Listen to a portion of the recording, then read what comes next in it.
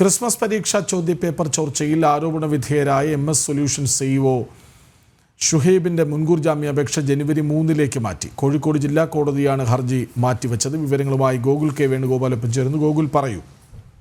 25-ാം തീയതിയായിരുന്നു ആദ്യമായിട്ട് ഷുഹൈബിന് മുൻകൂർ ജാമ്യാപേക്ഷ പരിഗണിച്ചത്. അത് ഇന്നത്തേക്ക് മാറ്റുകയായിരുന്നു. ഇന്ന് കേസ് പരിഗണിച്ച കോഴിക്കോട് ജില്ലാ കോടതി ജനുവരി 3 തീയതിയിലേക്ക് കേസ് മാറ്റിവെച്ചു. അതേസമയം തന്നെ പ്രോസിക്യൂഷനെതിരെ ശക്തമായൊരു വിമർശനം കോടതിയുടെ ഭാഗത്തുനിന്നുണ്ടായിരുന്നു.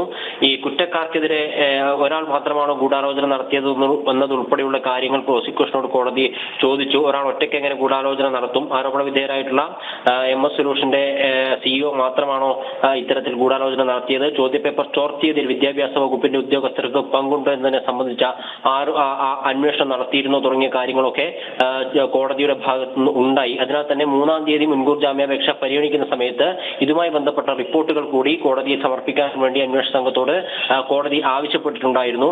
കാരണം ആദ്യഘട്ടം മുതൽ ഈ അധ്യാപകർക്കും അല്ലെങ്കിൽ വിദ്യാഭ്യാസ രംഗത്തെ ഉന്നതർക്കൊക്കെ ഇതിൽ പങ്കുണ്ട് എന്ന തരത്തിലുള്ള ആരോപണങ്ങളൊക്കെ ശക്തമായിരുന്നു. കഴിഞ്ഞ ഓണപരീക്ഷാ കാലത്തും ചോദ്യപേപ്പർ ചോർത്തിയതുമായി ബന്ധപ്പെട്ട് MS സൊല്യൂഷനെ പ്രതിപട്ടികയിൽ ചേർത്ത് താമരശ്ശേരി DD ഒക്കെ പരാതി നൽകിയിരുന്നു.